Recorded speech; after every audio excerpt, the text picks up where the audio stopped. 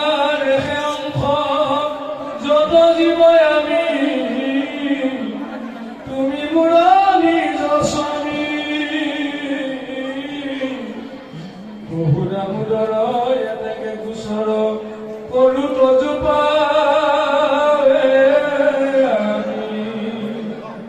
তোমাৰ চৰণ চিতে নচানুক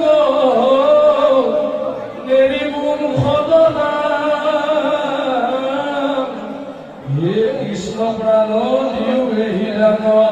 অজাগে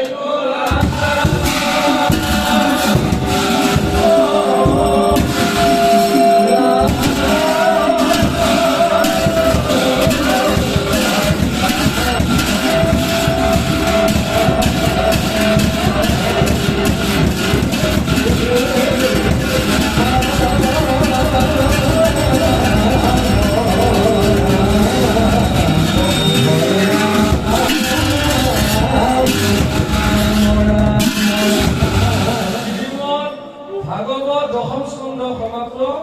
শ্ৰী মহাভাগৱত সমাপ্ত।